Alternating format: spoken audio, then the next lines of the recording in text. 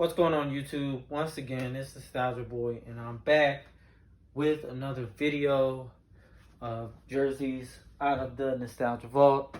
I don't know if you pay attention too much, but there's some more jerseys in there. My dad, he finally is here in San Diego on vacation, and he brought back a little chunk of jerseys that I had to leave back east while I was there. I did sell off some jerseys, but at the same time, I wound up getting a whole bunch. And some of the jerseys that I purchased, I brought back with me, and I had to leave some of the jerseys at my dad's house. One of the jerseys that I'm going to be showing today actually arrived the day after I left on my birthday, and it's a jersey I've been looking for a while and that I've wanted for a while. The other jersey I've wanted for a long time. It's eluded me because I just really haven't gone after getting it, and I finally did get it, and I got it in the first run, and then I traded it for a newer made in China run, and I will give the explanation between the two. I know when it comes to jerseys, a lot of time people don't want to get the China runs. They always want the older runs, the USA runs, El Salvador. I know I have on my 86 Astros Nolan Ryan, but I will not be showing any baseball jerseys, even though I can. But they're going to be out of the basketball section of the Nostalgia Vault.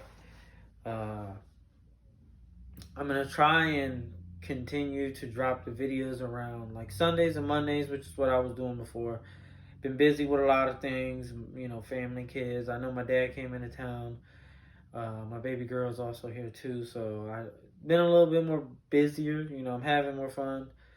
Had a great day at the beach today with the family and stuff like that. So everybody's chilling. So downtime, I can make this video without really being bothered by anybody. But I want to continue to try and drop, my videos like I was doing before around the same, and beginning of the week, however you want to look at it. So, if you've watched all my videos, my first video was a ABA video. It was jerseys out of my ABA collection.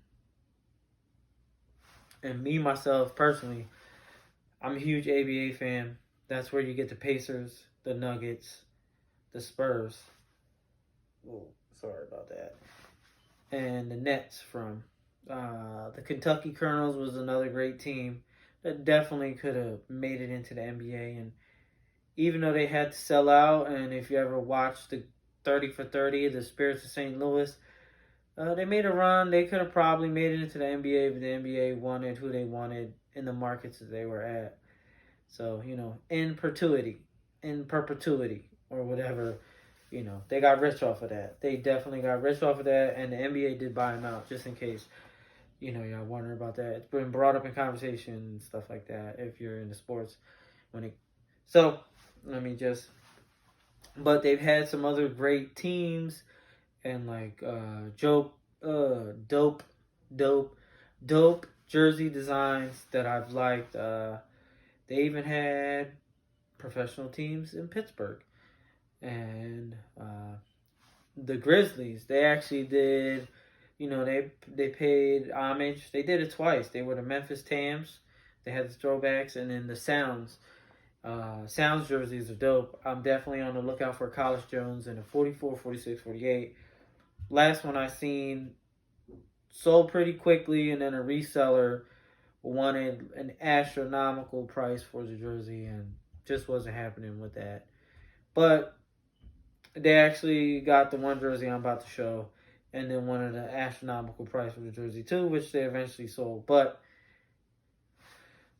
both of these jerseys, I guess this will be like the third ABA video, but let's get to them. So the first jersey that I have and that I'm showing is your 1967, 1968 ABA champs. This is Connie Hawkins.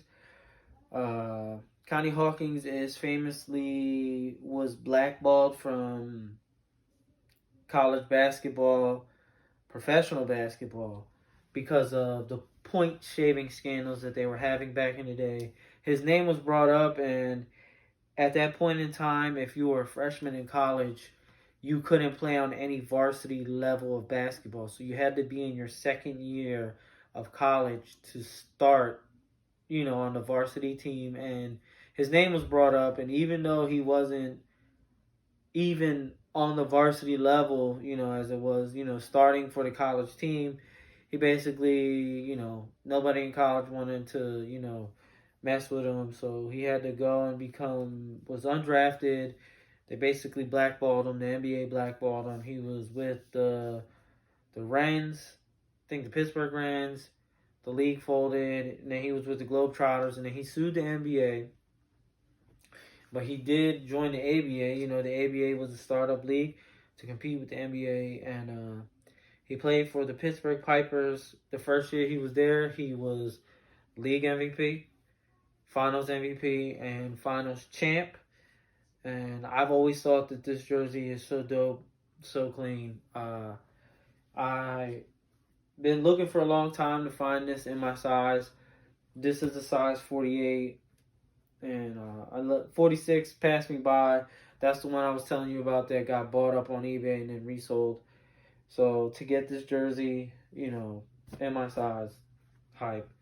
I just think it's dope. I love the orange and blue on it. This jersey is not mesh. It's all poly knit. As you can see, Pipers and the 42 is 12 double stitched. Orange on blue. You also have the basketball, so it's basically the basketball patch onto a round blue patch, so that's double stitch as well. On the side of the jersey, you have this panel going down the side, which is clean, in the blue, white, orange, white, blue. The jersey is just clean, overall design, even the shoulder trim, neck, collar trim, clean, so get a closer look up at it. This is a made in USA.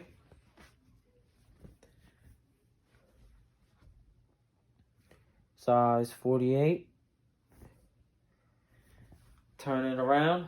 You have Hawkins in orange, which is single stitch.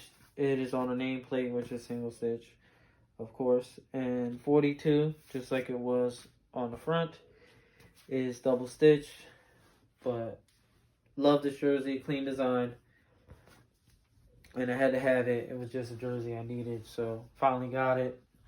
Now just to recoup the Pittsburgh Condors Mike Lewis, one of the best ABA throwback jerseys, because that big Chanel piece that they got with the condor on the front, so dope. And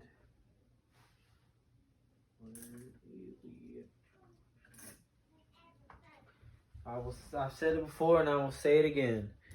Small forward that changed the game. This is your Dr. J, New York Nets, 1973, 1974. Now, I had this jersey and I had it in the first run. I didn't like the cut. It was a 46, and the cut of the jersey was not to my liking. I didn't want to get rid of it, and eventually I did. But a fellow friend and collector, he asked me, he didn't like the cut of this. He said it was kind of short on him, and he wanted to do a swap. So I gave him my first run, which he's happy with, and he gave me the China run. Now, I know when people get on Mitchell and Ness, they talk about discrepancies, and like older runs are made better or more accurate, and that's false. They messed up back then too, just like they do now. And then other times, they do get stuff done. They get more accurate. They do it more accurately. So on the older runs, as you can see on the jersey, you see how the New York is kind of offset a little bit instead of being centered. So on the older run, The New York is more centered on the jersey, but if you go and look and find Dr. J wearing this jersey, you're going to see that New York is actually off-centered and wasn't centered when he wore it. So, people, it's not like the game worn. And, sometimes they try. Mitchell Ness definitely tries to get better and make it more accurate. So, but I was definitely glad to get this. This is the run I wanted. This fits better, And I like that they still have the thin shoulders, which is how those jerseys were back in the day. So as you see, New York 32 is single stitch twill. You have on the side here, you have this red stripe, and then you have the white, and then you have the blue stars, So this red stripe is stitched on the blue part of the jersey, and then this white part is it's like a panel, but it's only on the front. And then you have the blue stars stitched, single stitched. China run jock tag, size 48. Neck tag, I will say this, Mitchell Ness still does make jerseys in China. Still their main producer, but they have also started producing jerseys out of Vietnam. So if you see some jerseys that say made in Vietnam and it's the newer stuff, it's legit. Still do all your legit checks and stuff like that, but they definitely are producing jerseys out of Vietnam. My 76 Chicago Cubs, Bruce Sutter, is a made in Vietnam. So, and I got it straight off Fanatics, which, they got it from Michelin. So, turn this bad boy around. Erving in 32, just like it was on the front, is single stitch twill. And then you have that red stripe again, which is stitched onto the blue part of the body. But like I said, this was a jersey swap. I've wanted this jersey for a long time. It's very accessible, easy to get. There's so many runs of this jersey, and I've had opportunities to get this jersey, the Made in China run, and just passed it up for other jerseys.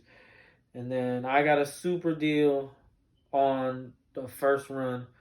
And then I got a deal by being able to swap, my first run for this one. So, nonetheless, very happy to have this in my collection. So, I definitely did not like the first run because of the cut. So, as you can see, this will be ABA Part 3. So, we have your inaugural season champ. Pittsburgh Pipers. Connie Hawkins was the league MVP and also was the finals MVP. Eventually, he would sue the NBA and for trying to blackball him. They would set out of court. He would get some bread, and then he would go on to make it into the NBA, which he would be an all-star for a couple years with the Phoenix Suns. I think he played for the Lakers, but then that was it for him. And then we all know about Dr. J. I always say, the player that changed the game. Small forward that changed the game.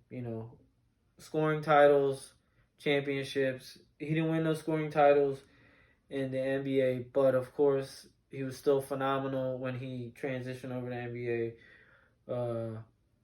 Few finals appearances. They did get their win in '83, which was his only NBA finals, but still one of the greatest players of all time.